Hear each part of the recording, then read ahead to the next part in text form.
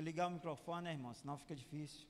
Paz, graça e paz, shalom, da forma como você achar melhor, paz do Senhor.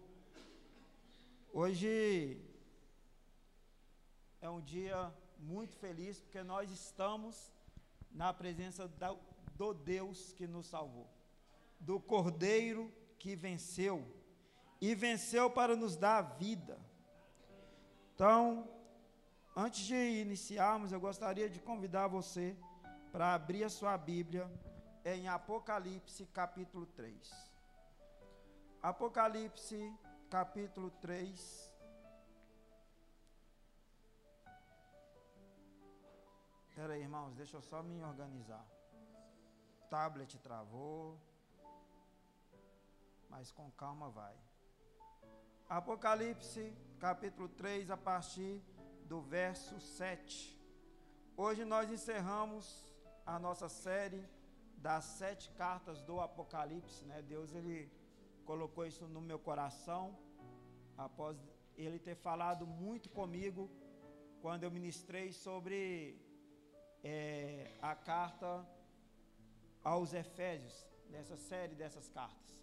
Então, foi todo fora de sequência, né? Porque primeiro foi de Éfeso, aí Deus me direcionou para falar sobre Laodiceia, e ele foi confirmando no meu coração para fazer uma série sobre essas 7 cartas, que nada mais é do que um espelho da igreja dos últimos dias, um espelho da igreja do arrebatamento. Era como se toda a igreja de Cristo na terra se enquadrasse dentro das características dessas 7 cartas. Então nós aprendemos sobre Sardes, nós aprendemos sobre Esmirna, nós aprendemos sobre Éfeso, nós aprendemos sobre, me ajuda aí, perdi, Laodiceia, todas as outras cartas, e hoje nós vamos para a última, dando fim, se essa for a vontade de Deus, né, que eu não sei, dando fim a essa sequência. Então eu gostaria de convidar você para abrir a sua Bíblia aí, em Apocalipse capítulo 3, verso 7. Antes de mais nada, eu gostaria de dar as boas-vindas para o meu grande amigo Lázaro. Lázaro, você mora no meu coração, você sabe disso. Estou muito feliz em te ver aqui, que Deus abençoe a sua vida.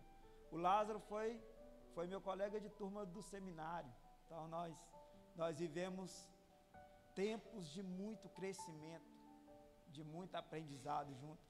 E eu sou grato a Deus pela sua vida, sou grato a Deus pela oportunidade que o Senhor nos deu, né, de aprender um pouco mais sobre a palavra dele. O Lázaro acabou o seminário, eu não, mas está tudo bem. E assim diz: ao anjo da igreja em Filadélfia escreve: assim declara aquele que é santo e verdadeiro, e possui a chave de Davi. O que ele abre, ninguém consegue fechar. O que ele fecha, ninguém pode abrir. Eu conheço as tuas obras. Eis que tenho colocado diante de ti uma porta aberta, que ninguém consegue fechar.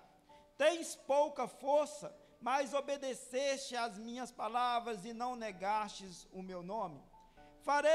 Farei aos da sinagoga de Satanás, aos que dizem judeus e não são, mas mentem. Sim, farei que venham adorar prostrados aos seus pés e saibam que eu te amo.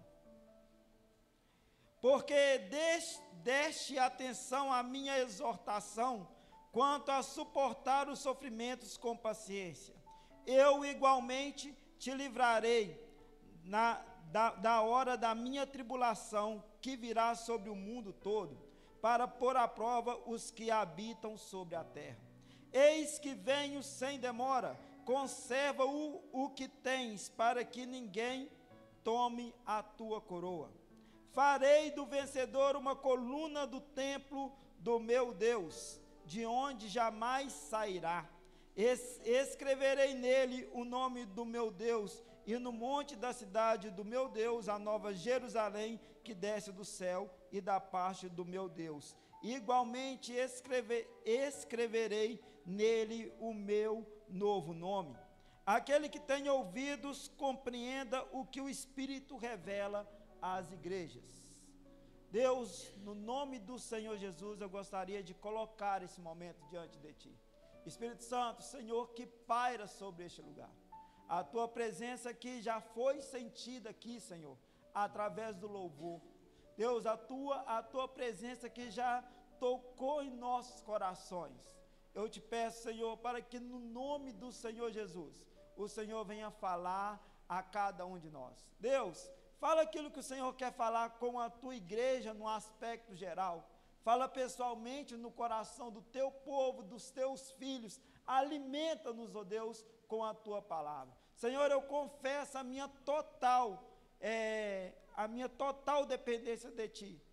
Eu confesso a minha total incapacidade, ó Deus, de ministrar algo como um homem, mas eu te peço, Espírito Santo, que no nome do Senhor Jesus, o Senhor venha capacitar-me, Deus, para trazer aquilo que o Senhor quer falar, aquilo que o Senhor quer dizer. Não me deixa ficar preso, Deus, simplesmente aquilo que é didático, mas me dê revelação acerca da Tua palavra. Sinta-se à vontade no nosso meio, fala em nossos corações, aviva o nosso coração, Jesus. Nós te pedimos, nós imploramos e nós buscamos isso no Senhor. Que no nome do Senhor Jesus, que o Senhor venha falar no mais profundo do nosso ser, aperfeiçoando o Teu poder na nossa fraqueza, Deus, e brilhando o Teu Espírito em nós, é o que nós te pedimos no nome do Senhor Jesus. Pai, que não seja eu quem fale, mas sim o Senhor. Sinta-se à vontade, em nome de Jesus. Amém. Bem, então hoje nós vamos falar sobre Filadélfia, a igreja de Filadélfia. Como vocês já sabem, eu estabeleci um esquema em todas as cartas. Primeiro, falei um pouco sobre a questão histórica, por quê? É simplesmente para mostrar o que eu sei? Não. É simplesmente para entendermos o contexto cultural a qual aquela igreja foi implantada. Quando entendemos o contexto cultural, nós conseguimos entender o comportamento da igreja. E com o comportamento da igreja, nós conseguimos entender por que falhou, e como foi. Então, te peço que presta muita atenção nessa primeira parte, que parece um tanto de informação desencontrada, mas ao longo da mensagem você vai encaixando essas informações aí na sua mente. Amém? Então, primeira informação que eu gostaria de trazer para você sobre a cidade de Filadélfia é que ela foi fundada pelo rei de Pérgamo, Átalo, em 140 a.C. Esse mesmo rei Átalo, gente, ele ficou conhecido por sua fidelidade ao seu irmão e antecessor no trono, Eumênides II. Por tal lealdade, após a sua morte, a cidade a qual ele havia fundado recebeu o nome de Filadélfia, que significa amor fraterno. Então a palavra Filadélfia vem da palavra filo, que significa o quê? Amor fraterno. Que tipo de amor é esse? É um amor que existe entre um irmão. Exemplo, Michael e Jordan tem foi o primeiro que eu vi, foi o Michael. Existe um amor fraterno, o qual vocês podem brigar entre vocês podem discutir, mas ninguém mexe um com o outro que o outro entra, não é assim? Tipo, eu tenho um irmão, o Giovanni, e eu posso até bater no Giovanni, mas ninguém bate, porque é meu irmão. Então é esse amor fraternal, que às vezes você discorda, mas você protege. Então esse amor de irmãos. E isso é registrado através da monarquia daquela cidade, né? Primeiro, teve um rei que fez muitos feitos, deixou uma série de instruções, e o seu irmão, que foi o seu sucessor no trono, ele resolve seguir especificamente aquilo que o irmão dele fez. Então esse rei, chamado Átalo, ele fica conhecido como Átalo Filadélfia, por causa dessa cidade e por causa da sua fidelidade. Filadélfia está totalmente ligado às palavras fidelidade e lealdade. Lá pelo nome, tá vendo? Começa lá pelo nome, muito antes de Cristo, nós vamos entendendo qual é o DNA dessa cidade. Ser leal, ser fiel, faz parte do DNA de Filadélfia. E eu preciso que você entenda isso. A cidade era uma grande produtora de uva. Vamos entender um pouco sobre a religião. Por ser uma grande produtora de uva, ela produzia muito vinho. O vinho de Filadélfia era famosíssimo, era muito bom. E esse povo lá, eles, por ter uma boa plantação de uva, boas colheitas, um excelente vinho, eles prestavam culto ao deus grego chamado Dionísio. Para os gregos, Dionísio, e para os romanos, o deus Baco. Então eles prestavam culto a esse deus. O culto direcionado ao deus Dionísio era regrado de bebida alcoólica e prática sexual, muita imoralidade. Então nós podemos ver um aspecto o qual o evangelho precisava transformar e transformou dentro de Filadélfia, que é a mudança de crença, mudança de comportamento. Então a igreja de Filadélfia foi fundada no meio desse conjunto, no meio desse povo. Então nós estamos conseguindo entender aspecto religioso, cultural, e como essa igreja, essa cidade, ela tinha no seu DNA a fidelidade, ela também foi muito fiel aos imperadores. Primeiro, foi fiel ao imperador Alexandre o Grande. Alexandre o Grande, ele vai fazer de Filadélfia um grande centro cultural helenístico. O que é isso? Ali ficavam um agregado de informações, bibliotecas, uma série de coisas relacionadas à cultura grega, e através dessa cidade era espalhado por todo o mundo. Então isso é chamado de helenismo. Helenismo que faz muito parte da nossa cultura hoje. Ou seja, dali se espalhou a mitologia, dali se espalhou a filosofia, dali se espalha o conceito de democracia, o qual nós usamos hoje, em parte, porque não é totalmente igual, mas isso não vem ao caso. Então ela era uma cidade-chave para se espalhar toda a cultura grega. Por quê? Porque ela era uma cidade de comércio forte. Então passava gente de todo lado. E eu já te explico por que eu estou te dando essa informação. Ela era um ponto estratégico para a difusão do helenismo, cultura grega, mas também se tornaria um ponto estratégico para a difusão do evangelho, para a difusão da cultura do reino de Deus. Ela ficava localizada num vale, a caminho entre Pérgamo e Laodiceia, ficava entre essas duas cidades. Filadélfia, ela foi destruída por um terremoto terrível em 17 depois de Cristo e reconstruída pelo imperador agora já romano, já não era mais Alexandre o Grande, chamado Tibério. Por ser uma cidade muito leal, esse povo ficou muito grato a Tibério, e tudo que Tibério falava se tornava lei. Lembra que lealdade fazia parte do DNA dessa cidade? Então eles se tornam muito leais a Tibério. Tibério muda o nome da cidade, tira o nome dela de Filadélfia e começa a chamar de Neocesariana. Quando o reinado de Tibério acaba, vai assumir o poder do Império Romano, um cara chamado Vespasiano. Ele muda o nome de novo dessa cidade, agora ela vai passar a se chamar Flávia. Belo nome, né, Flávia?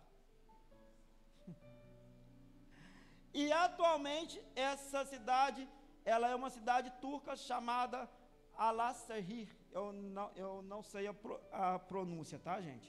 E fica no mesmo lugar onde era Filadélfia. Foi construída sobre os escombros de Filadélfia. Arqueologicamente falando, pouco se sabe sobre a cidade de Filadélfia, devido às várias outras transformações que ela passou ao longo da cidade.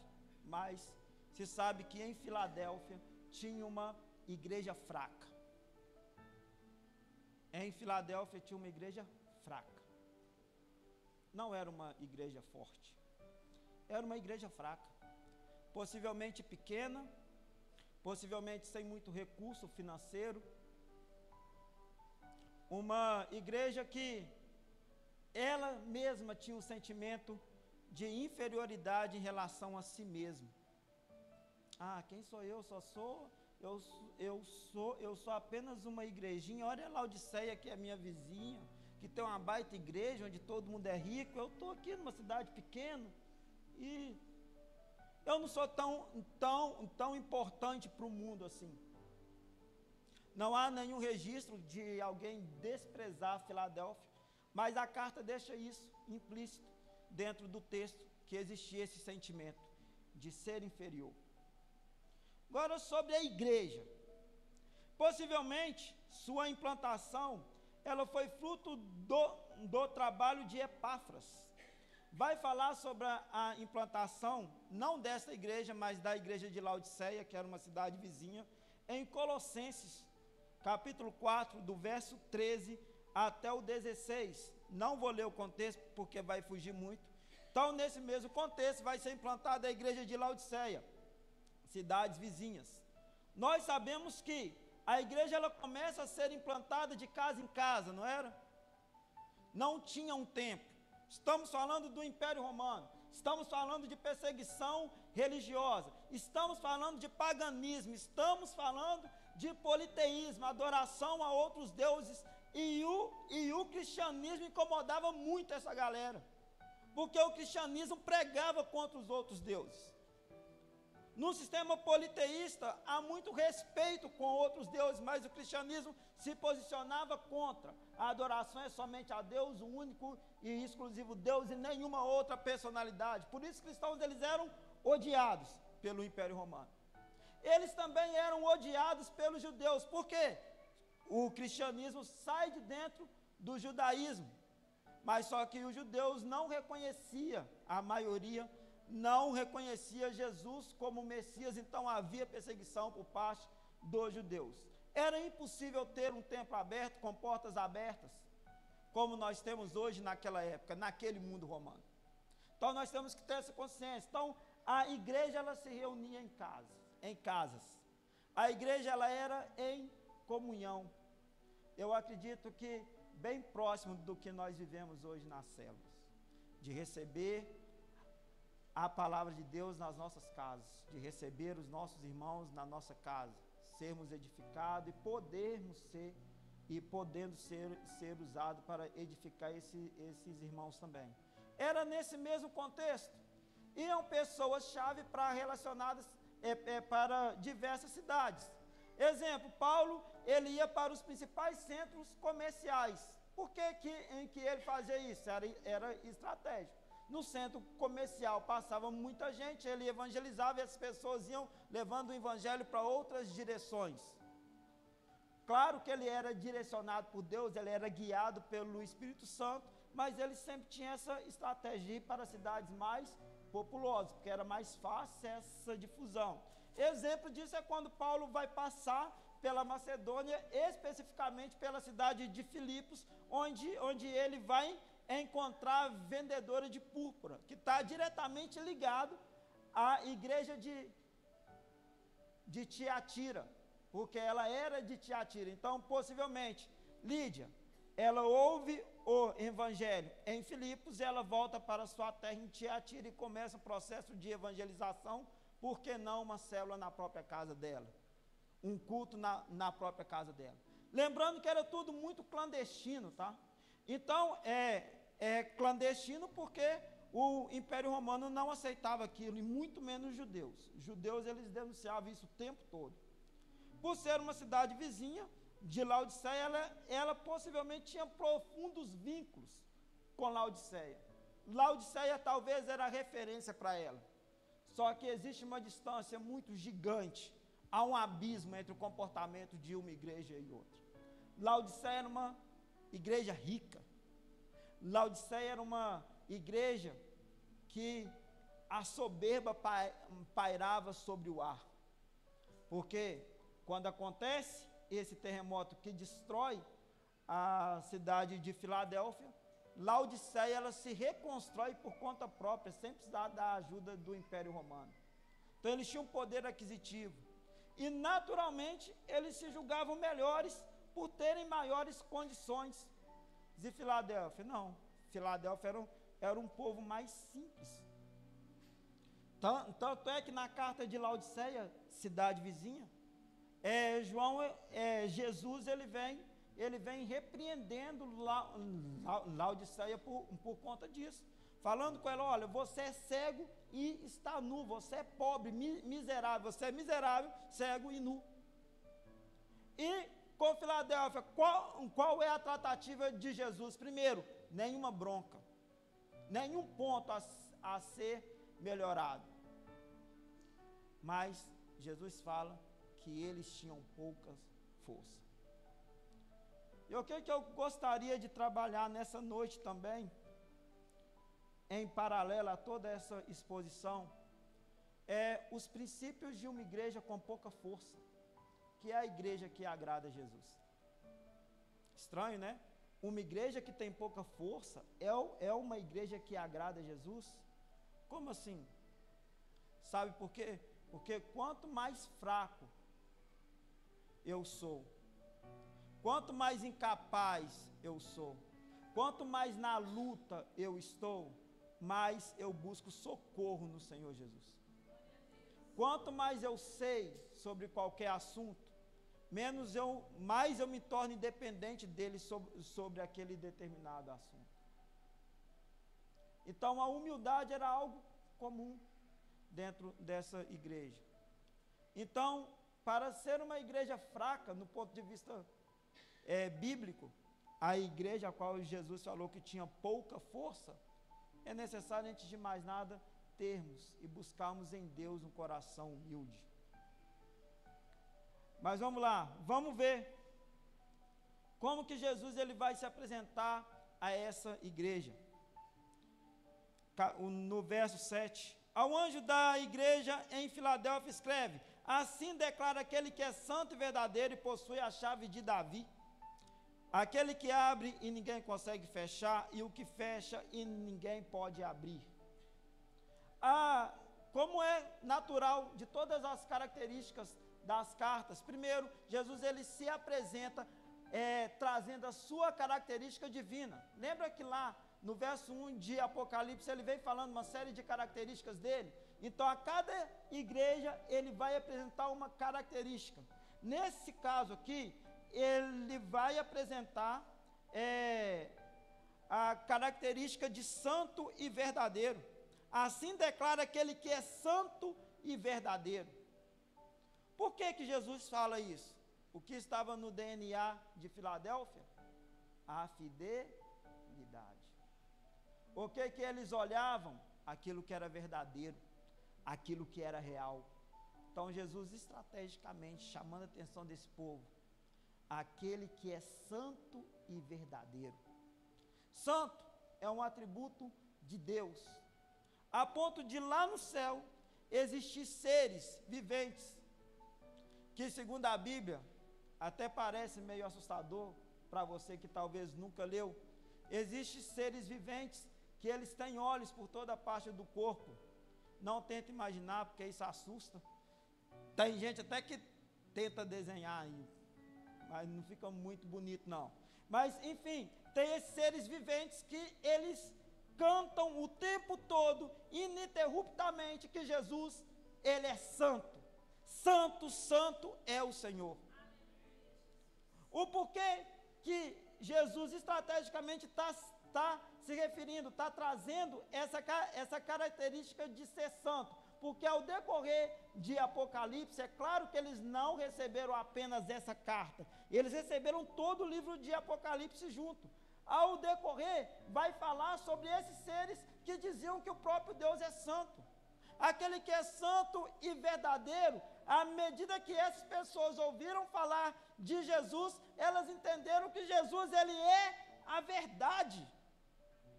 Então, logo quando aparece aquele que é santo e verdadeiro, as pessoas já estão familiarizadas com aquilo.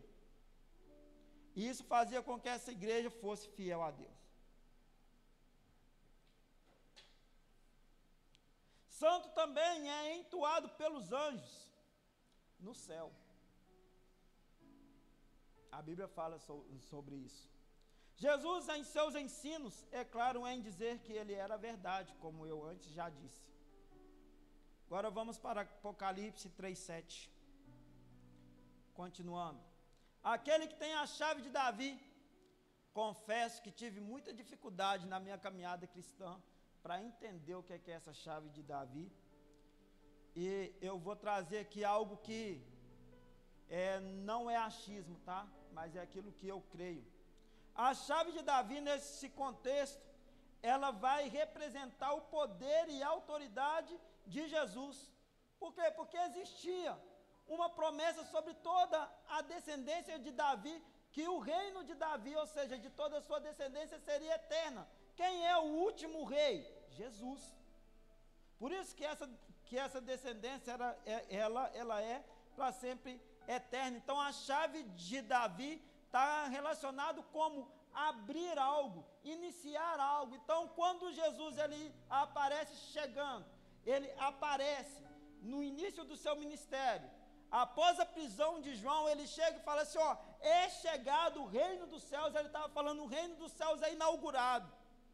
Arrependei-vos, ou seja, muda de ideia, porque o reino do céu chegou.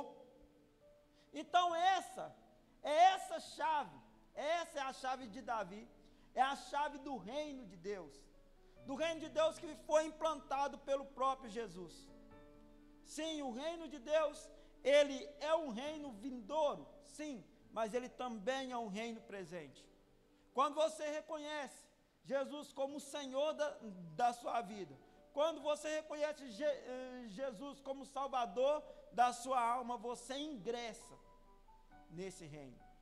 E é nesse contexto que Jesus ele está falando. Verso 8. Ele fala, olha, ninguém pode fechar. Perdão, gente, vou continuar aqui. É uma chave, tem a chave de Davi. Aí na segunda parte do verso fala assim, o que ele abre, ninguém consegue fechar, e o que ele fecha, ninguém consegue abrir, mas algo apontando para a autoridade. Aquilo que o Senhor abre, só ele fecha, nenhuma outra pessoa pode. Sabe, há portas que abrem para a sua vida, é o Senhor que abre, e é só ele que pode fechar. É só ele. E quando falamos de porta, falamos de oportunidades. As oportunidades que Deus te dá, é ele que dá. E só ele tira a oportunidade de você.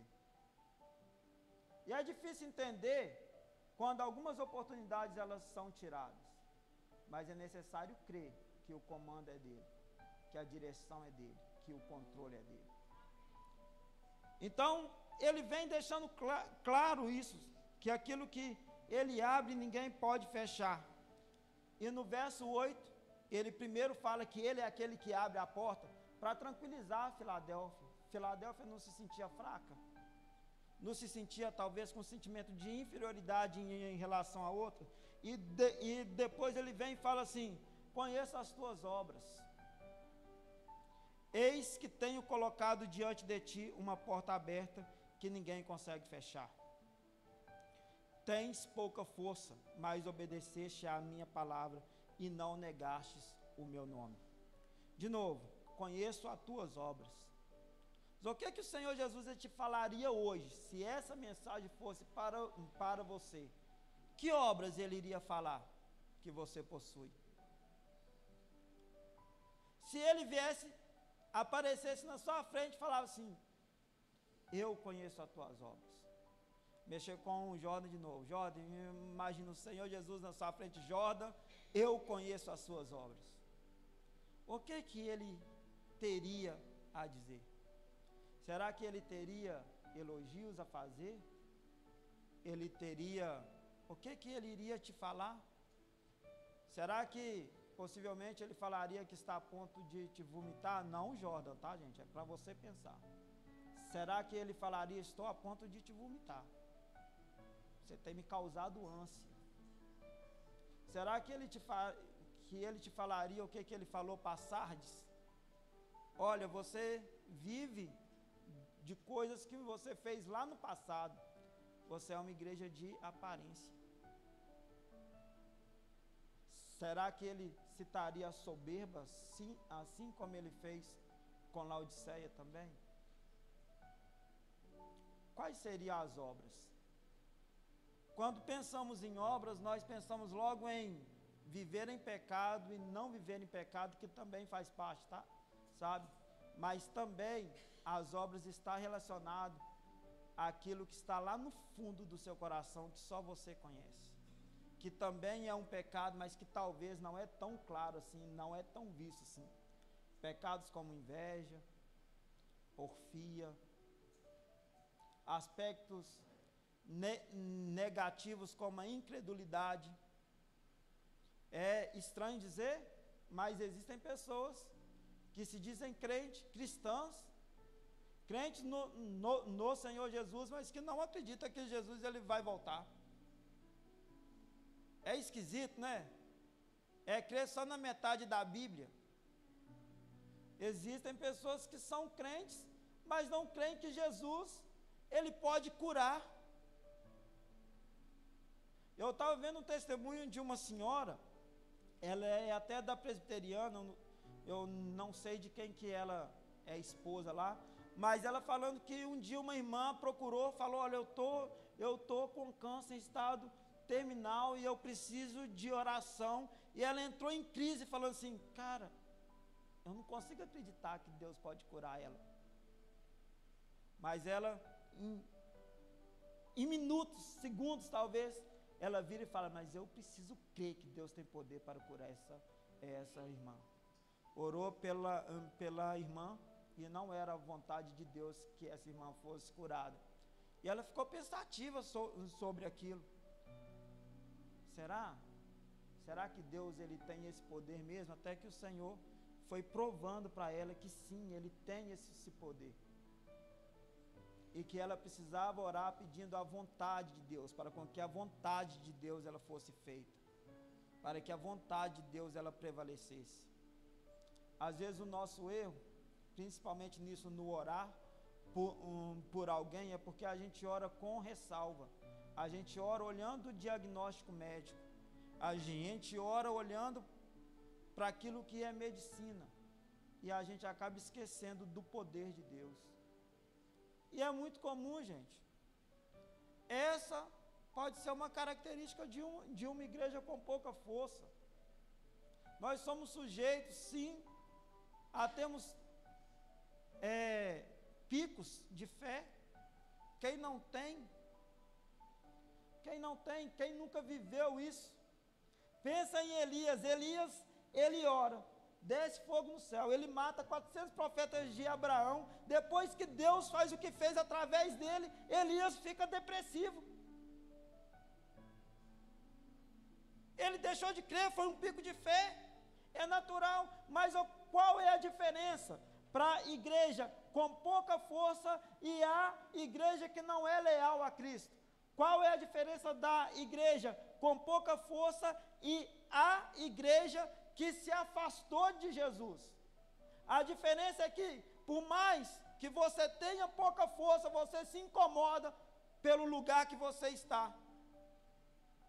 Por mais que você sinta, nossa, eu não tenho mais aquele vigor de antes, eu não tenho aquela vontade de antes, eu não tenho aquela disposição de antes, mas no seu coração você tem o desejo de viver aquilo que outra hora você viveu.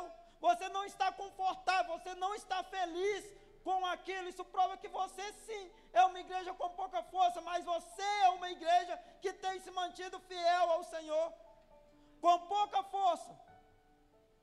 Talvez a sua oração, quando acontece, é uma oração com lágrimas, é uma oração com tristeza. Jesus, eu já não trabalho para o Senhor como eu trabalhava, eu já não tenho a disposição que antes eu tinha, mas você continua preocupado em buscar no Senhor força para fazer isso. Essa é a característica da igreja que tem pouca força. Filadélfia era uma igreja com pouca força, e Jesus sabia da pouca força que Filadélfia tinha. E ele fala, olha, diante de ti eu coloco uma porta, que ninguém pode fechar. Diante de ti, Filadélfia, diante de ti, igreja fraca, diante de ti, igreja com pouca força, eu abri uma porta que ninguém pode fechar, e essa porta era para proclamação do Evangelho, para anunciar Jesus a outros reinos, a outros povos. Em Filadélfia, era caminho para várias cidades, era centro comercial, e a porta do Evangelho estava aberta, escancarada naquele lugar. Por mais que o domínio fosse romano, por mais que os judeus estivessem perseguindo aquela igreja, a porta estava aberta, porque a porta foi Deus quem abriu, e ninguém pode fechar. Não há agir, não há levantar de Satanás, não tem nada que pode fechar a porta que Deus abre. Eu creio que Deus está abrindo portas na sua vida hoje.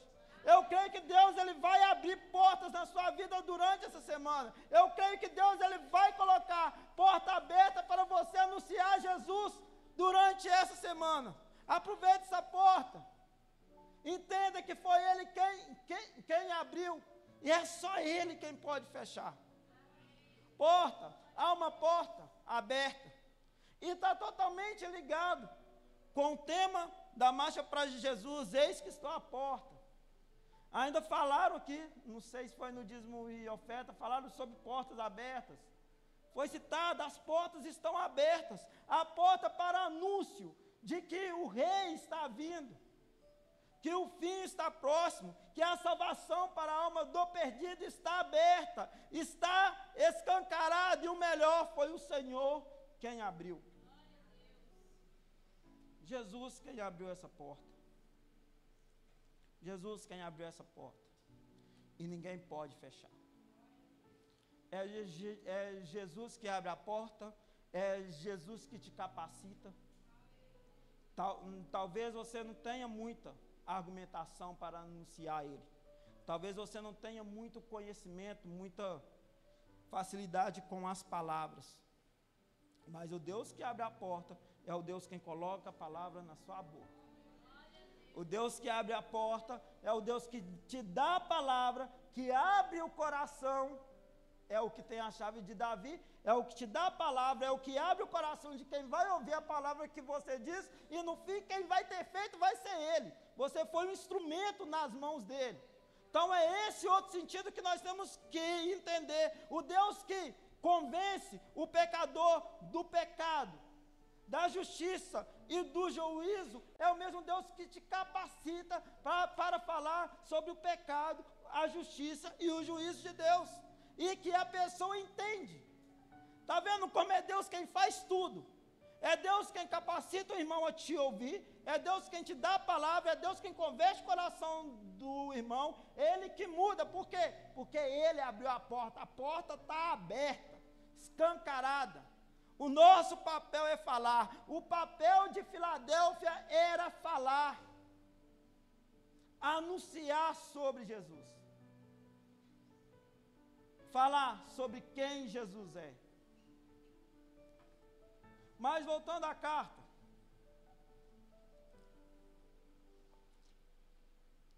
Apocalipse 3:8, falei sobre que conheço as tuas obras, falei sobre a porta aberta. Agora vamos para o 3:9. Não, uma outra coisa sobre o 3:8 aqui, que eu peguei na minha colinha. Mais vale uma caneta falha do que uma mente forte.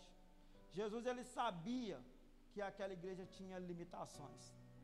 Jesus ele conhece todas as suas limitações. Ele conhece qual é a sua facilidade, ele conhece qual é a sua dificuldade, ele sabe até o tamanho da sua fé.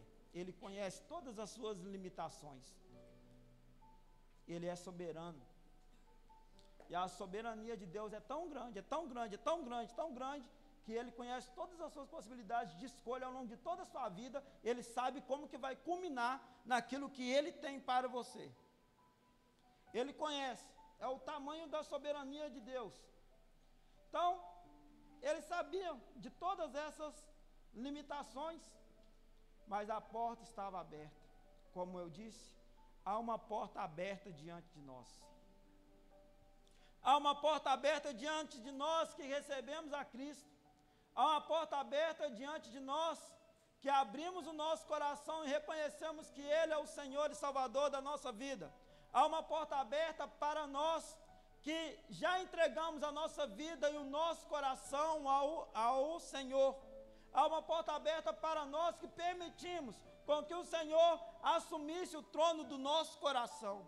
Há uma porta aberta para nós que entendemos que sem Ele nós nada podemos fazer. Há uma porta aberta para nós que entendemos que nós somos inclinados ao mal e que não tem nada de bom em nós. E o que há de bom em nós foi Cristo quem fez. Há uma porta aberta para nós.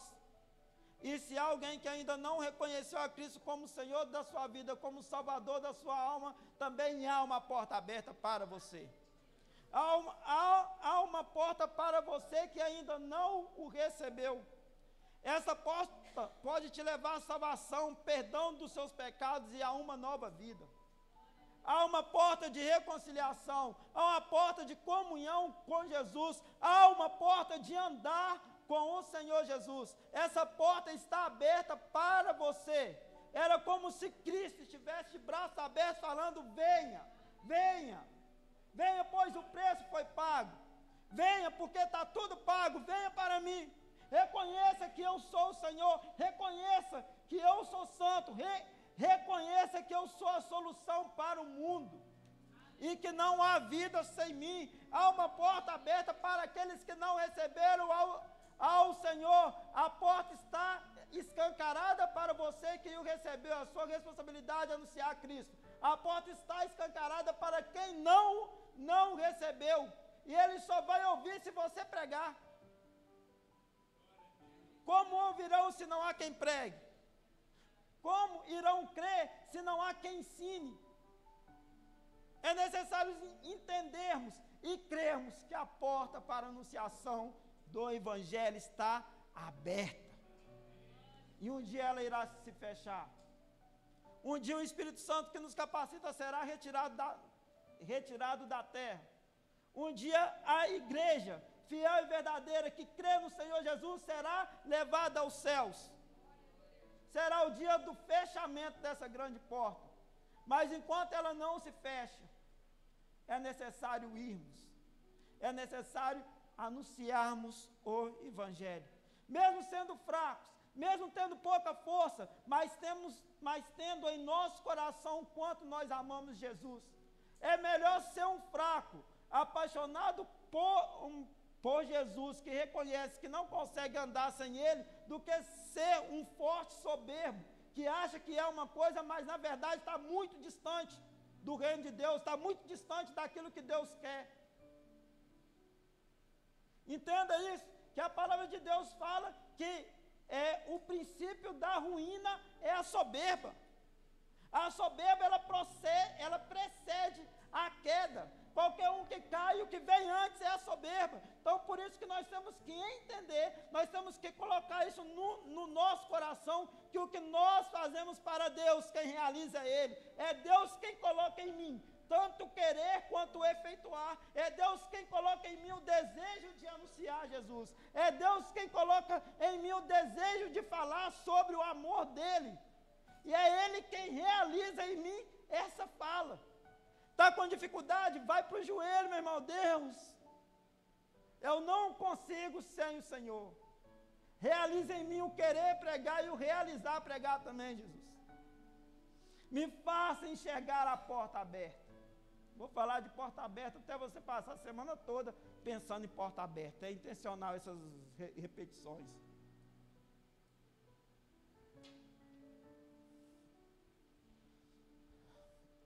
Apocalipse 3:9.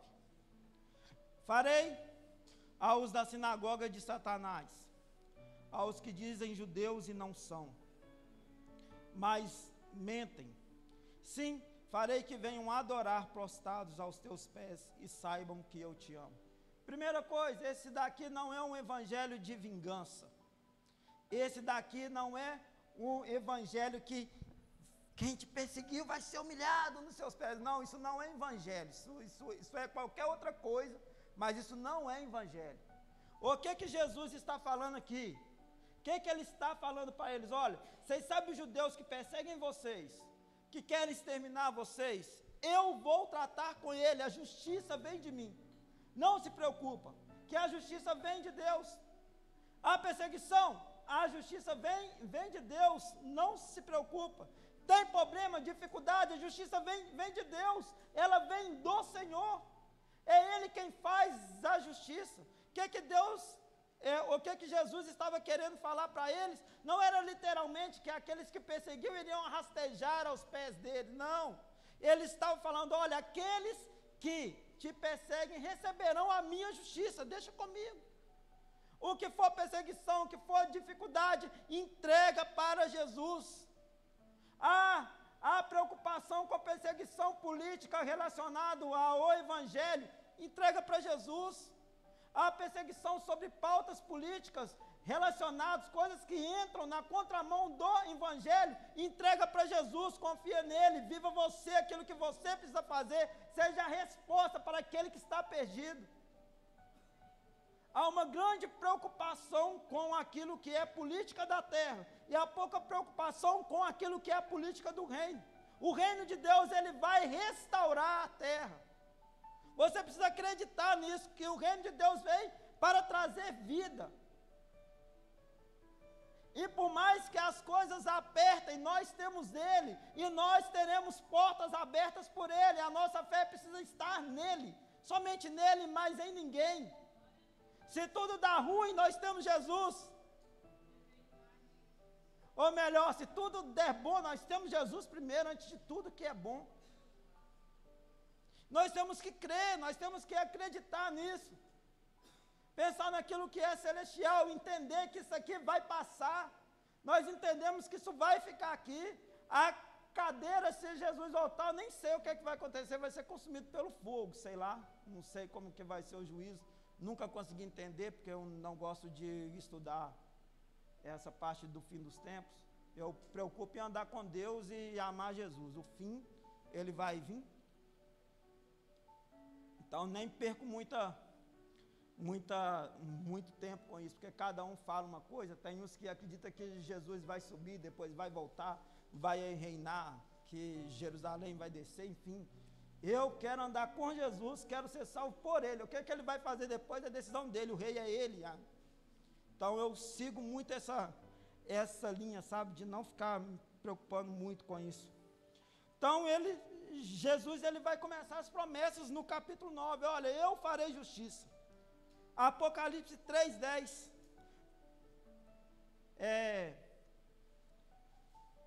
Fala assim, porque deste atenção à minha exortação, quanto ao suportar os sofrimentos com paciência, eu igualmente o livrarei da hora da tribulação que virá sobre o mundo todo, para pôr à prova os que habitam sobre a terra. Porque destes atenção à minha exortação. Qual era a exortação? Permaneça firme.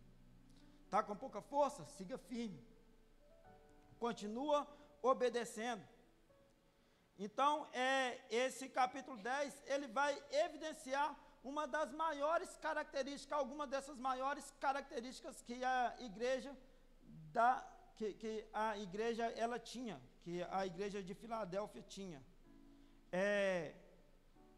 Quais eram essas características? Primeiro, ela tinha pouca força. Segundo, era perseguida. Terceiro, se sentiam incapazes de cumprir os seus deveres com o Senhor. Quem nunca se sentiu incapaz de cumprir os seus deveres com o Senhor? Isso aqui é a minha luta diária. Me sinto incapaz. Era como se eu pudesse andar 100 por hora e eu estou ali a 60. É como eu entendesse que o meu potencial é muito maior daquilo que eu vivo. Então, eu tenho isso aqui todos os dias. A incapacidade de cumprir os meus deveres com o Senhor, principalmente naquilo que é concernente a anunciar Jesus, a pregar o Evangelho. Nós temos que entender que nós vivemos um período da humanidade que é só correria. Tudo tem roubado o nosso tempo. Tudo tem minado as nossas forças. E nós precisamos entender isso. Então, uma das minhas crises é essa. De eu sentir que eu não sou incapaz de cumprir todos os meus deveres. Todos os dias eu reconheço quão fraco eu sou diante disso. Deus, eu não consigo. Deus, eu não estou dando conta. Me ajuda, Senhor. Aí Deus vem, conforta meu coração, me dá algumas oportunidades de falar sobre Ele. E tem sido assim, eu sei que Ele tem cuidado de mim, sabe? Com toda a minha fraqueza. Com toda a minha fraqueza que às vezes se confunde com desânimo. Às vezes eu desconfio que é morno, que é se tornar morno. Mas eu sei que Ele tem me carregado. Ele tem me sustentado. Por quê? Porque eu estou atento à exortação dele. Porque o 10 fala aí, porque deste atenção à minha exortação, quanto a suportar os sofrimentos com paciência, é isso que eu estou falando. Eu igualmente te livrarei na hora da tribulação. Eu sei, está difícil para mim. Estou me sentindo com pouca força, sim, mas Ele vai me livrar. Eu creio nisso, que Ele vai me livrar.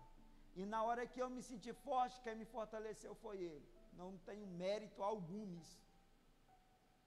É entender quem eu sou na fila do pão. Não sou ninguém perto daquilo que Deus é. Eu sei que eu sou filho de Deus.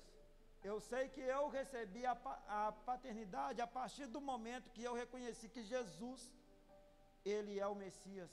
Deus, Ele me deu o direito de ser chamado filho de Deus. Eu sei que eu sou filho dEle.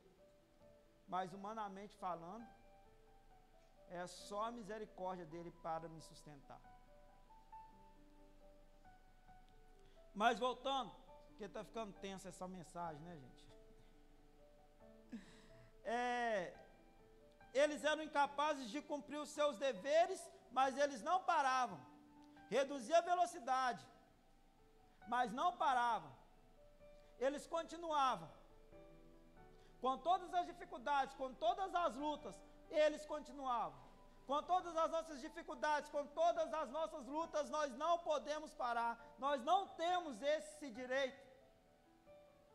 Como diria um grande professor meu do seminário, você não tem o direito de parar.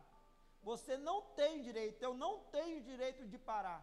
Às vezes vai reduzir, às vezes vai engatilhar, às vezes vai arrastar, mas você não pode parar. Por mais difícil que as circunstâncias estejam, você não pode parar. A diferença dessa igreja é que eles não paravam. Estava tendo perseguição, eles não paravam. Judeus não os paravam. Império Romano não os paravam. Decretos de lei não os paravam. Porque eles estavam com os olhos fitos na porta que foi aberta do anúncio do Evangelho. E é uma outra promessa, olha, eu vou estar com você. O que Cristo está falando aqui no verso 10? Olha, você suportou os sofrimentos, então eu vou te livrar. Eu te livrarei da hora da tribulação que virá sobre todo mundo, e pôr à prova os que habitam na terra. Essa tribulação já veio? Depende do contexto histórico. Se foi uma pessoa que viveu na Alemanha durante o Holocausto Judeu, essa tribulação veio para ele. Se for alguém que vive na África, passando fome e necessidade lá no país chamado Níger, que com R$2 você alimenta 10 crianças, o tempo da tribulação veio para eles. Se for alguém que está no meio de um terremoto, como aconteceu lá na Turquia, o tempo da tribulação chegou para ele. E a promessa é que Ele vai livrar. Cristo vai livrar. E qual é a condição? Aqueles que se manterem fiéis. Aqueles que entenderem, aqueles que terem o DNA de ser leal a Deus. Assim como Filadélfia foi. verso 11, Jesus ele promete: venho em breve, eis que venho sem demora, conserva os que têm para que ninguém, conserve o que tens para que ninguém tome a sua coroa. A promessa do grande dia do Senhor era latente no coração da igreja de Filadélfia. Vocês podem ter certeza, estava sendo perseguida, mas eles disseram: Senhor, volta logo, está difícil, está sofrido. Senhor, mataram meu pai. Senhor, pegaram a minha mãe e levaram ela presa. Senhor, enforcaram o meu irmão. Volta logo, Jesus. Então era latente, no meio de toda essa tribulação, no meio de toda essa luta, eles ansiavam pela vinda de Cristo. E Cristo vem trazendo algo para o coração deles, um refrigério para a alma deles. Eis que venho sem demora. E um alerta: guarda o que tem para que ninguém tome a sua coroa. O que é isso? Continua sendo fiel. Continua andando, sem parar. Não para. Continua. Permaneça. Seja persistente com aquele que te chamou. Continue andando daquele que te tirou das trevas e te trouxe para a luz. Continua vivendo para a glória dele. Continua gloriando ele nas mínimas coisas. Continue adorando, continue louvando, continue buscando, continue tendo relacionamento com ele. Continue, para que nada e ninguém tome a sua coroa. O que Jesus estava falando? Olha, você precisa tomar cuidado, porque a sua coroa ela pode ser tirada. E o que eu entendo isso aqui? Só para explicar, eu até falei isso na célula algumas vezes. Eu não creio que porque eu errei hoje e eu morrer daqui a 2 segundos, eu vou para o inferno por causa do meu erro atual. Eu não acredito que a salvação ela seja perdida tão fácil assim, por causa de erros mínimos. Eu acredito que a salvação ela é perdida uma vez que você passa pela apostasia da fé. Quando você começa a considerar Jesus como nada. Quando você coloca Jesus ao pé de igualdade de outros deuses. Isso é apostasia. Isso é perder a salvação. Ou então quando você escolhe, decide viver em pecado. Aí você está cada vez mais distante. Um erro apenas, eu não creio que te tire do céu, mas uma sequência de erros, sim. Então o que você precisa olhar? Se autoexaminar. Olhar para dentro de ti. Talvez essa palavra ela trouxe uma certa tranquilidade no seu coração, de que você precisa ser dependente de Jesus, e talvez você esteja frio na fé, você esteja desviado dentro da igreja e está pensando que você é uma igreja fraca. A igreja fraca depende de Jesus. A igreja fraca não abandonou Jesus. Eu não quero de modo algum te induzir ao erro. Se você abandonou Jesus, volta para Jesus, porque você não é fraco, você deixou de ser igreja. Sejamos sinceros.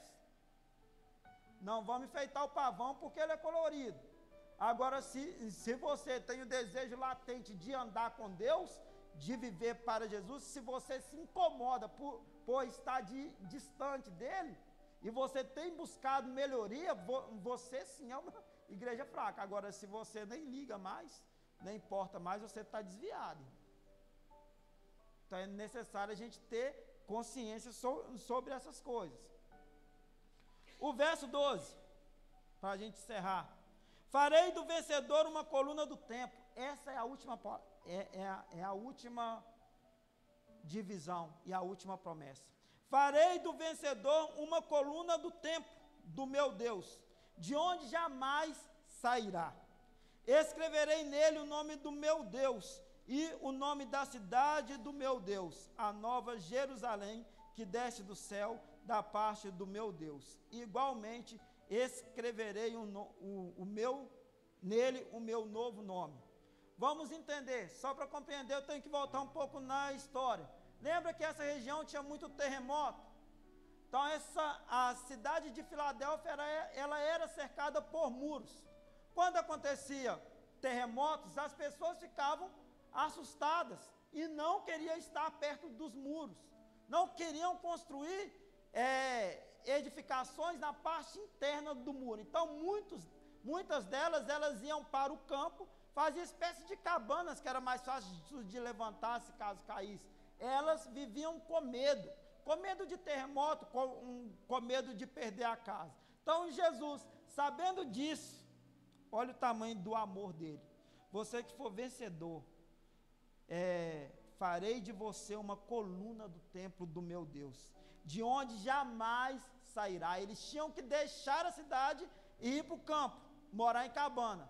E agora Jesus está prometendo, você jamais sairá do templo do Senhor. Se você tem que sair da sua cidade por causa de terremoto, agora você não tem que sair mais, você é coluna do templo do meu Deus. Então é o cuidado de Deus para com essas pessoas. Escreverei nele o nome de meu Deus e o nome da cidade de meu Deus. Era mudado o nome da cidade constantemente, lembra? Que eu falei, tiraram Filadélfia, colocaram Neo Cesareia, depois mudaram o nome da cidade para Flávia, aí agora Deus está falando, eu vou colocar o meu nome naquele que for vencedor.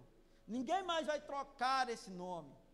Então era o cuidado, aspectos da cultura que Jesus pegava para falar ao coração dessas pessoas. No nosso dia a dia, irmãos, isso não é diferente. No nosso tempo com Deus, no nosso período devocional, Deus ele usa coisas da nossa vida para trazer alento ao nosso coração. Deus ele utiliza da nossa prática da vida cotidiana para falar às nossas mentes e nos direcionar. Era o que Jesus estava fazendo com essa igreja. Pegou os mínimos detalhes, e não só essa, mas todas as outras. Pegou detalhes da cultura, pegou detalhes da profissão, pegou detalhes da economia para tratar. E o que é isso? Isso se dá graças ao relacionamento. Quando você tem relacionamento com Deus, Deus ele usa o motor do caminhão para falar com você. Deus ele usa o tijolo da obra para falar com você. É o que está perto, é o que você vai entender. Eu acho que foi o Eleni que pregou uma mensagem aqui sobre Neemias, e você falou que teve a revelação quando você estava vendo na construção da escola. Acho que foi algo assim, não foi?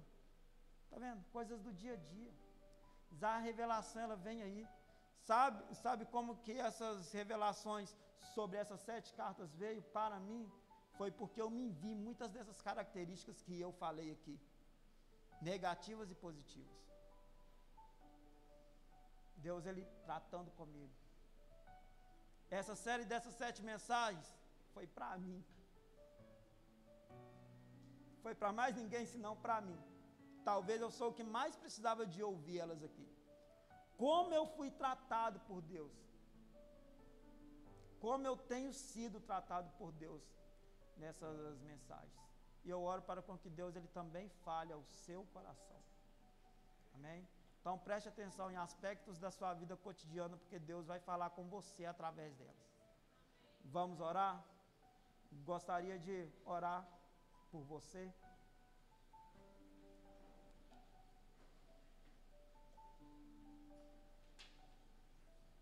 Deus, no nome do Senhor Jesus, eu gostaria de agradecer ao Senhor por esse momento, por essa mensagem, por essa série, né, Deus, que se encerrou hoje. Obrigado, Deus, por ter tratado tanto comigo, tanto no meu coração, Pai. Eu sei que é o Senhor me livrando do dia da tribulação.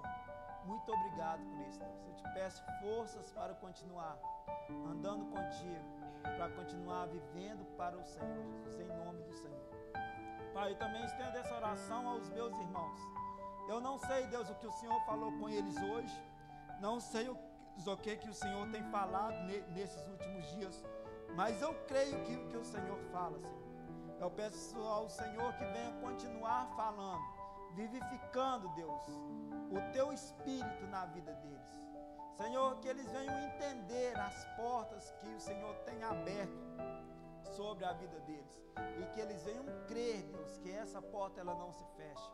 Jesus, no nome do Senhor, em nome de Jesus, eu te peço que o Senhor continue nos edificando como igreja, Deus, nos fazendo crescer como irmãos em Cristo, Deus, como o seu povo santo. Em nome do Senhor Jesus, que nós venhamos olhar para os nossos próprios corações, que o Senhor venha nos convencer e nos curar, se necessário for, Deus, porque eu sei que a intenção do Senhor é salvar a nossa alma. Então, Pai, em nome do Senhor, sei que o Senhor começou uma boa e excelente obra nas nossas vidas e ela não se findou, ainda não se findou, porque nós estamos aqui nesta terra, Senhor. Então, complete essa boa obra. No meio dessa obra, Jesus nos usa para a glória do Teu nome. No meio dessa obra, nos use para o louvor do Teu nome, Senhor. Nos faça entender o nosso propósito. Nos faça entender onde o Senhor quer que nós atuamos, ó Deus.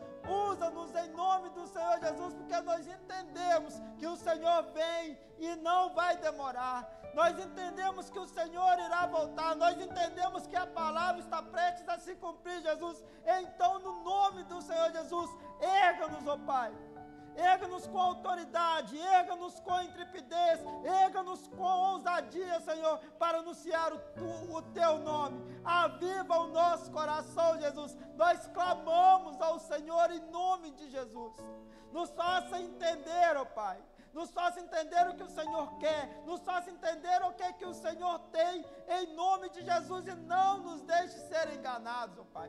Que toda situação de engano presente na nossa vida venha cair por terra. Deus, que a luz do Senhor resplandeça sobre a nossa mente. É o que nós pedimos no nome do Senhor Jesus. Amém. Pastor Denilson.